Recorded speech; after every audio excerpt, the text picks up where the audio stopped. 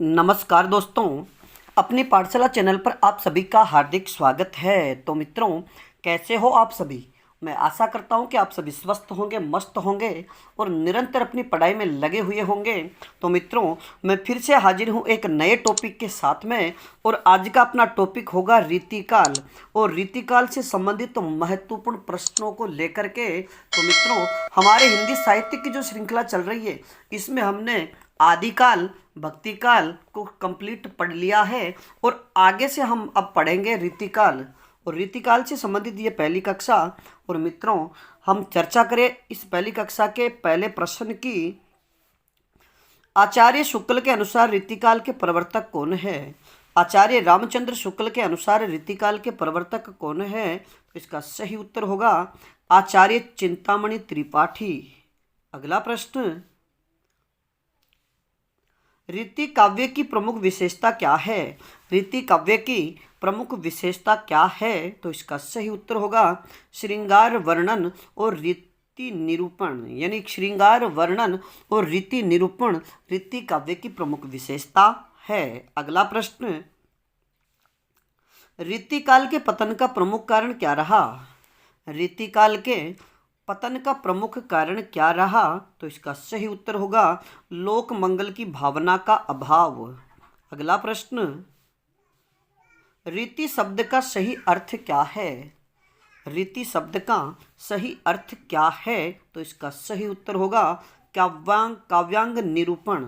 अगला प्रश्न, हिंदी के सर्वप्रथम लक्षण ग्रंथकार कौन माने जाते हैं। हिंदी के सर्वप्रथम लक्षण ग्रंथकार कौन माने जाते हैं। तो इसका सही उत्तर होगा आचार्य केशवदास। अगला प्रश्न, रीतिकालीन काव्य की सर्वप्रमुख भाषा कौन सी रही। यानी रीतिकालीन काव्य की सर्वप्रमुख भाषा कौन सी रही। तो इसका सही उत्तर होगा ब्रज भाषा। मित्रों, याद रखिएगा कि रीतिकालीन काव्य की सर्वप्रमुख जो भाषा है वो ब्रज भाषा रही। और भाषा की विशेषता की बात करें तो यहाँ पर अलंकारिकता पूर्ण प्रधान भाषा रही है। यानी ब्रज भाषा का जो अलंकारिकता पूर्ण प्रभाव है वो ब्रजकालीन काव्य में, वो रीतिकालीन काव्य में देखने को मिलता है। अगला प्रश्न, आचार्य शुक्ल ने रीतिकाल की समय सीमा क्या मानी है। आचार्य रामचंद्र शुक्ल ने रीतिकाल की समय सीमा क्या मानी है। तो इसका सही उत्तर होगा विक्रम संवत 1700 से 1900 विक्रम तक। यानी 1700 से 1900 विक्रम संवत तक आचार्य शुक्ल ने रीतिकाल की समय सीमा मानी है। अगला प्रश्न, रीतिकाल को और किन नामों से जाना जाता है। रीतिकाल को और किन नामों से जाना जाता है। तो इसका सही उत्तर होगा उत्तर मध्यकाल, श्रृंगार काल और अलंकृत काल। मित्रों, अगर आपसे प्रश्न पूछा जाए कि रीतिकाल को या उत्तर मध्यकाल के नाम से किसे जाना जाता है तो रीतिकाल को, श्रृंगार काल के नाम से किस काल को जाना जाता है तो रीतिकाल के नाम रीतिकाल को, और अलंकृत काल भी रीतिकाल को ही कहा जाता है। अगला प्रश्न, रीतिकाल को आचार्य विश्वनाथ प्रसाद मिश्र ने क्या नाम दिया है। रीतिकाल को आचार्य विश्वनाथ प्रसाद मिश्र ने क्या नाम दिया। तो इसका सही उत्तर होगा श्रृंगार काल। और मित्रों, रीतिकाल को उत्तर मध्यकाल नाम आचार्य रामचंद्र शुक्ल ने दिया, तो अलंकृत काल मिश्र बंधुओं ने दिया है। अगला प्रश्न, लक्षण ग्रंथों का निर्माण करने वाले कवियों को क्या कहा गया है। लक्षण ग्रंथों का निर्माण करने वाले कवियों को कहा गया है। तो इसका सही उत्तर होगा आचार्य। अगला प्रश्न, रीतिकाल में वीर रस की कविता करने वाले कवि कौन हैं। रीतिकाल में वीर रस की कविता करने वाले कवि कौन है।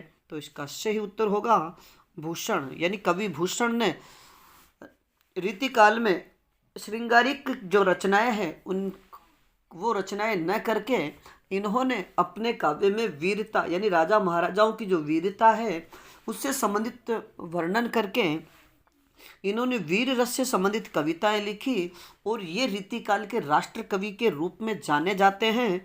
और मित्रों, कवि भूषण के अगर मूल नाम की बात करें तो इनका मूल नाम घनश्याम दास था। और अगर आपसे प्रश्न पूछा जाए कि कवि भूषण को भूषण की उपाधि किसने दी थी, तो रुद्रदेव सोलंकी ने। अगला प्रश्न, रीतिकाल का कौन सा कवि प्रकृति चित्रण के लिए विख्यात है?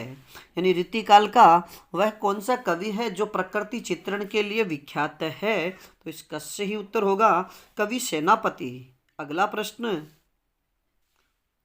ललित ललाम के रचयिता कौन है? मित्रों, ये जो रचना है ये कोई भी वैकेंसी हो, यानी किसी भी प्रकार की भर्ती हो जिसमें हिंदी साहित्य से संबंधित अगर प्रश्न पूछे जाते हैं और अगर भाषा का कोई प्रश्न आता है तब भी ये रचना तो अधिकतर परीक्षाओं में पूछी ही जाती है।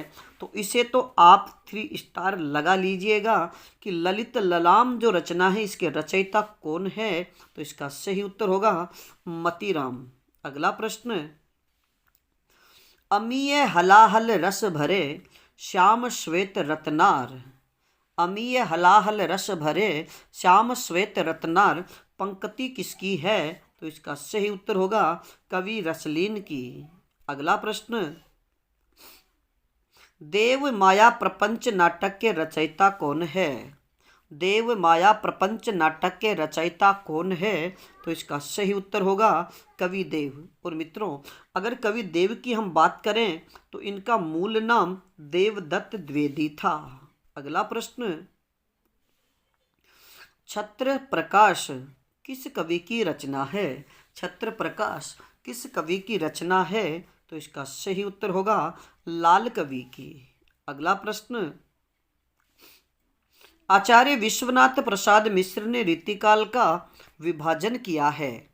आचार्य विश्वनाथ प्रसाद मिश्र ने रीतिकाल का विभाजन कितने भागों में किया? तो इसका सही उत्तर होगा 3 भागों में। और मित्रों, आचार्य विश्वनाथ प्रसाद मिश्र के द्वारा जो रीतिकाल का 3 भागों में विभाजन किया गया है उसमें रीतिबद्ध, रीति सिद्ध और रीति मुक्त ये 3 काव्य धाराएं प्रमुख रही। अगला प्रश्न, आचार्य केशवदास ने काव्य का प्राण किसे माना है? आचार्य केशवदास ने काव्य का प्राण किसे माना है? तो इसका सही उत्तर होगा अलंकार को। अगला प्रश्न, रसिक प्रिया, कवि प्रिया, रतन बावनी, जहांगीर जस चंद्रिका और विज्ञान गीता रचनाएं किसकी है? यानी रसिक प्रिया, कवि प्रिया, रतन बावनी, जहांगीर जस चंद्रिका और विज्ञान गीता जो रचनाएं हैं वह किसकी है? तो इसका सही उत्तर होगा केशवदास की। और मित्रों, याद रखिएगा कि केशवदास का जो समय है वो 1560 ईस्वी से लेकर के 1617 तक रहा। अगला प्रश्न, ललित ललाम, फूल मंजरी, वृत्त कौमुदी, रसराज और अलंकार पंचाशी का रचनाएं किसकी है? ललित ललाम, फूल मंजरी, वृत्त कौमुदी, रसराज, अलंकार पंचाशी का रचनाएं किसकी है? तो इसका सही उत्तर होगा मतीराम की। और मित्रों, याद रखिएगा कि मतीराम का जो समय है वो 1604 ईस्वी से लेकर के 1701 ईस्वी तक रहा। अगला प्रश्न, डॉक्टर रामस्वरूप चतुर्वेदी ने केशवदास की किस रचना को छंदों का अजायब घर कहा है? डॉक्टर रामस्वरूप चतुर्वेदी ने केशवदास की किस रचना को छंदों का अजायब घर कहा है? तो इसका सही उत्तर होगा रामचंद्रिका को। अगला प्रश्न,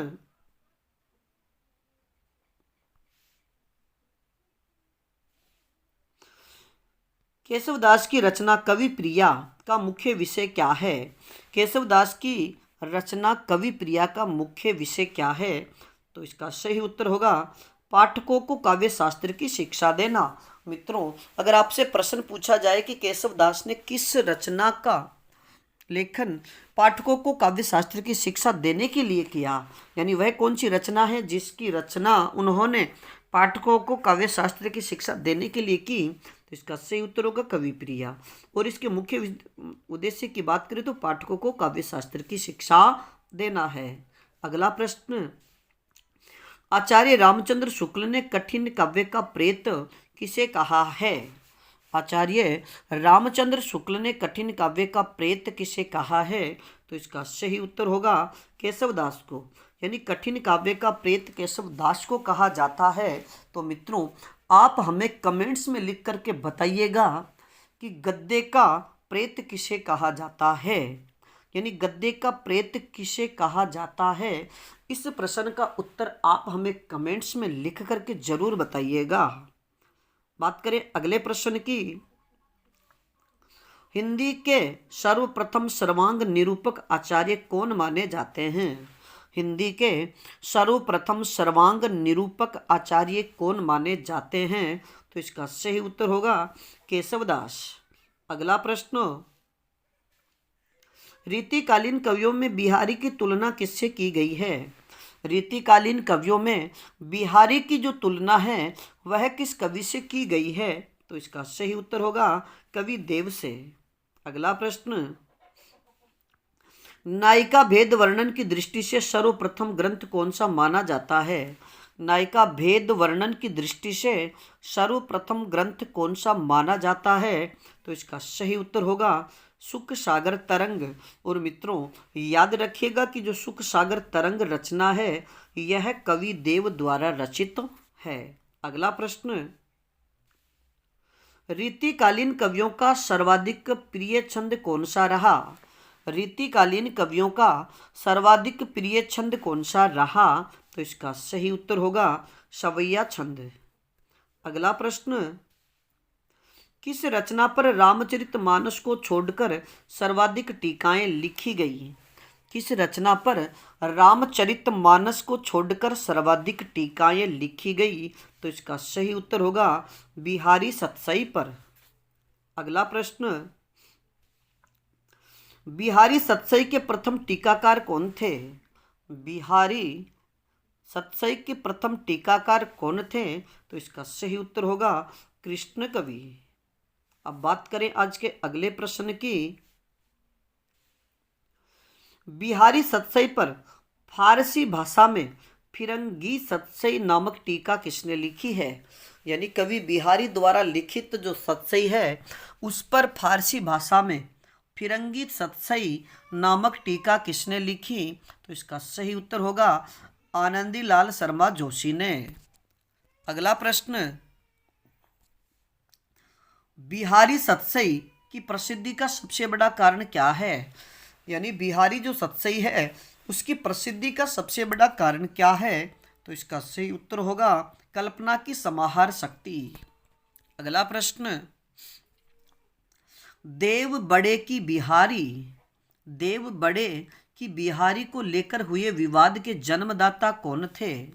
देव बड़े की बिहारी को लेकर के जो विवाद हुआ कि कवि देव बड़े हैं या बिहारी बड़े हैं, इस विवाद को लेकर या इस विवाद के जन्मदाता कौन थे? तो इसका सही उत्तर होगा मिश्र बंधु। अगला प्रश्न, किसके अनुसार यूरोप में बिहारी सतसई के समकक्ष कोई रचना नहीं है? किसके अनुसार यूरोप में बिहारी सतसई के समकक्ष कोई रचना नहीं है? तो इसका सही उत्तर होगा डॉक्टर गिरियर्सन। अगला प्रश्न, बिहारी सतसई के प्रत्येक दोहे पर सवैया छंद के रचनाकार कौन है? बिहारी सतसई के प्रत्येक दोहे पर सवैया छंद के रचनाकार कौन है? तो इसका सही उत्तर होगा कृष्ण कवि। और मित्रों, बिहारी सतसई के पहले टीकाकार भी कृष्ण कवि ही है। अगला प्रश्न, आचार्य रामचंद्र शुक्ल ने किसे साक्षात रसमूर्ति कहा है? आचार्य रामचंद्र शुक्ल ने किसे साक्षात रसमूर्ति कहा है? तो इसका सही उत्तर होगा कवि घनानंद को। अगला प्रश्न, घनानंद के काव्य की मूल प्रेरक शक्ति कौन है? घनानंद के काव्य की प्रमुख मूल प्रेरक शक्ति कौन है? तो इसका सही उत्तर होगा प्रेमी का सुजान। अगला प्रश्न, रीतिकालीन लक्षण ग्रंथों की काव्य परंपरा के अंतिम चरण के सर्वाधिक प्रसिद्ध कवि कौन है? यानी रीतिकालीन जो लक्षण ग्रंथों की काव्य परंपरा है उसके अंतिम चरण के सर्वाधिक प्रसिद्ध कवि कौन है? तो इसका सही उत्तर होगा कवि पद्माकर। बात करें आज के अगले प्रश्न की, कवि पद्माकर की अंतिम प्रसिद्ध रचना कौन सी है? कवि पद्माकर की अंतिम प्रसिद्ध रचना कौन सी है? तो इसका सही उत्तर होगा गंगा लहरी। बात करें अगले प्रश्न की, व्यंग्यार्थ कौमुदी के रचनाकार कौन है? व्यंग्यार्थ कौमुदी के रचनाकार कौन है? तो इसका सही उत्तर होगा प्रताप शाही। अब बात करें आज के अगले प्रश्न की, अति सूदो सने को मार्ग है जहां नेकु सयापन बांक नहीं। अति सूदो सने को मार्ग है जहां नेकु सयापन बांक नहीं, यह पंक्ति किस कवि की है?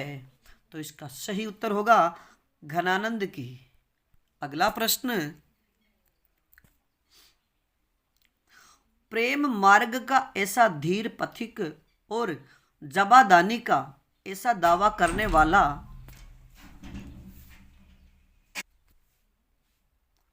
ब्रजभाषा का दूसरा कवि नहीं हुआ, यह पंक्ति किसकी है?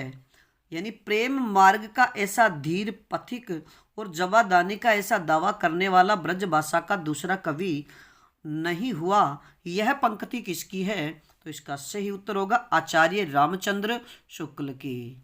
अब बात करें आज के अगले प्रश्न की,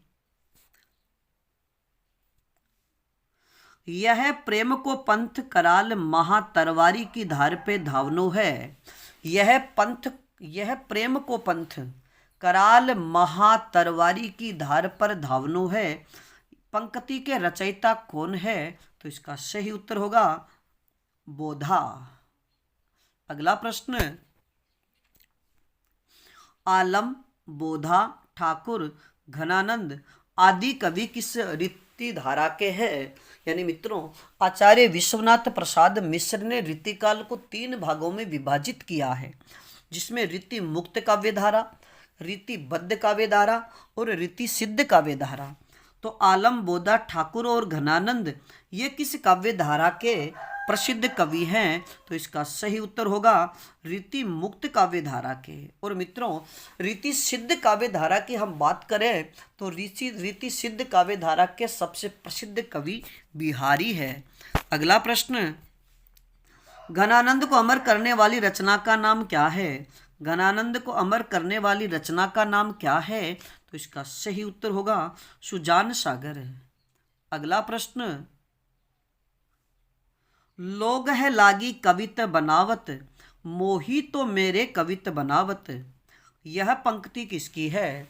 कि लोग है लागी कवित बनावत, मोही तो मेरे कवित बनावत, ये पंक्ति किसकी है? तो इसका सही उत्तर होगा कवि घनानंद की। अगला प्रश्न, कविराज शिरोमणि की उपाधि किस कवि को प्राप्त थी? कविराज शिरोमणि की उपाधि किस कवि को प्राप्त थी? तो इसका सही उत्तर होगा कवि पद्माकर को। और मित्रों, याद रखिएगा कि कवि पद्माकर को कविराज शिरोमणि की उपाधि प्रताप शाही ने दी थी। अगला प्रश्न, रंगरेज यानी शेख रंगरेज ने किस प्रसिद्ध रीतिकालीन कवि से विवाह किया था? शेख रंगरेजिन ने किस प्रसिद्ध रीतिकालीन कवि से विवाह किया था? तो इसका सही उत्तर होगा आलम से। अगला प्रश्न, कनक छरीसी कामिनी काहे को कटी छेन, पंक्ति किस कवि की है? यानी कनक छरीसी कामिनी काहे को कटी छेन, यह पंक्ति किस कवि की है? तो इसका सही उत्तर होगा आलम की। अगला प्रश्न, और मित्रों, ये दो रचनाएं हैं, एक तो इश्कनामा और एक इश्कलता। इन दोनों रचनाओं और उनके रचनाकारों के नाम भी आप अच्छे से याद रखिएगा, क्योंकि यह रचनाएं भी अधिकतर परीक्षाओं में पूछी जाती है। तो इश्कनामा और इश्कलता रचनाएं किन कवियों की है? तो मित्रों, क्रम से हम बात करें कि इश्कनामा के रचयिता बोधा और इश्कलता के जो रचयिता है वो घनानंद है। यानी इश्क नामा के रचयिता बोधा और इश्क लता के रचयिता घनानंद हैं। अब बात करें आज के अगले प्रश्न की, यमुना लहरी के रचयिता कौन है? यमुना लहरी के रचयिता कौन है? तो इसका सही उत्तर होगा गवाल कवि। मित्रों, गंगा लहरी की बात करें तो प्रताप शाही, और यमुना लहरी की बात करें तो वो गंगा लहरी की बात करें तो कवि पद्माकर, और यमुना लहरी की बात करें तो गवाल कवि। अब बात करें आज के अगले प्रश्न की, देव ने या देव के किस ग्रंथ में रात दिन के भोग विलास के दिनचर्या है? यानी कवि देव के द्वारा रचित वह कौन सा ग्रंथ है जिसमें दिन रात या रात दिन का जो भोग विलास है उसकी दिनचर्या का वर्णन है? तो इसका सही उत्तर होगा अष्टयाम। अब बात करें आज के अगले प्रश्न की, भूषण को यानी भूषण को कवि भूषण की उपाधि किसने दी थी? भूषण को कवि भूषण की उपाधि किसने दी? तो इसका सही उत्तर होगा रुद्रदेव सोलंकी ने। अब बात करें आज के अगले प्रश्न की, बेनी प्रवीण की भाषा को आचार्य शुक्ल ने किसके समकक्ष बताया है? यानी बेनी प्रवीण की जो भाषा है उसको आचार्य शुक्ल ने किसके समकक्ष बताया है? तो इसका सही उत्तर होगा मतिराम के समकक्ष। अगला प्रश्न, रस रहस्य के रचयिता कौन है? तो इसका सही उत्तर होगा कुलपति मिश्र। मित्रों, रस राज के रचयिता मतिराम, लेकिन रस रहस्य के रचयिता की बात करें तो कुलपति मिश्र है। अगला प्रश्न, बसवा गोविंदपुर के यानी बसवा गोविंदपुर गांव किस कवि का जन्म स्थान माना जाता है? कि बसवा जो गोविंदपुर गांव है वह किस कवि का जन्म स्थान माना जाता है? तो इसका सही उत्तर होगा कवि बिहारी का। अब बात करें मित्रों आज की कक्षा के अंतिम प्रश्न की, किस समीक्षक ने रीतिकाल को कलाकाल नाम दिया है? यानी किस कवि ने रीतिकाल को कलाकाल नाम दिया है? तो इसका सही उत्तर होगा रमा शंकर शुक्ल रसाल। तो मित्रों आज के लिए इतना ही, बाकी फिर मिलेंगे एक नए टॉपिक के साथ में, और अगला जो टॉपिक होगा वो रीतिकाल से संबंधित जो भी प्रमुख पंक्तियां हैं उन पंक्तियों को लेकर के।